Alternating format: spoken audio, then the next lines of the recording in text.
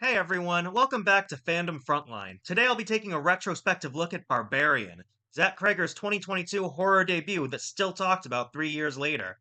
With his new film Weapons having just hit theaters and taken over the box office, this feels like the perfect time to revisit the movie that put him on the map as a horror filmmaker to watch. When I first saw Barbarian in theaters 3 years ago, it surprised me. Honestly, it still surprises me. It's the kind of horror that sneaks up on you, pulls you in close, and keeps you guessing.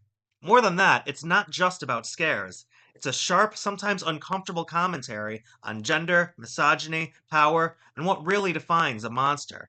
The first act is a masterclass in building tension through everyday fear. Tess, played by Georgina Campbell, arrives late at her Airbnb only to find it already occupied by Keith, a man she's never met.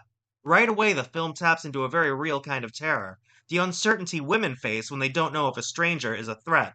Keith, played by Bill Skarsgård, is polite, awkward even, but that politeness doesn't erase the feeling that something's wrong.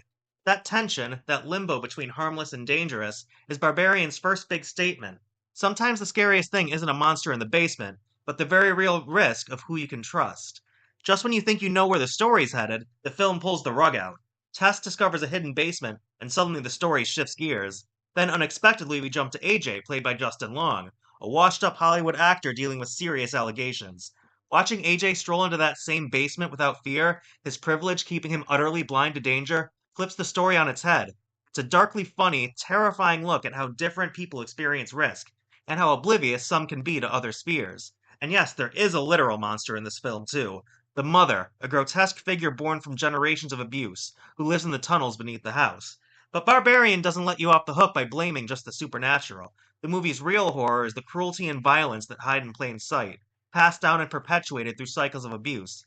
The characters, Tess, Keith, AJ, the mother, Frank, all embody different parts of this cycle. Tess's journey is the heart of the film, showing courage and empathy in the face of unimaginable horror, breaking the cycle in the only way she can. What makes Barbarian stand out isn't just the twists, but how tightly controlled the storytelling is.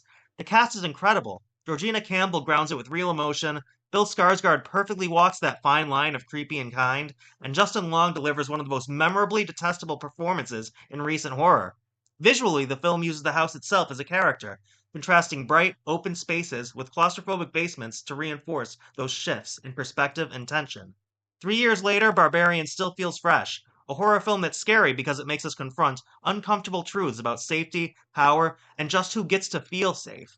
So if you haven't seen Barbarian yet, I highly recommend it. Just be ready for a wild ride. Because with Weapons now in theaters, it's clear that Zach Cregger is a filmmaker to watch.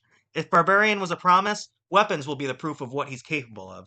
So look forward to my review of Weapons soon. Until then, thanks for watching Fandom Frontline. Don't forget to like and subscribe for more deep dives like this, and let me know your thoughts on Barbarian and Weapons in the comments below. See you next time.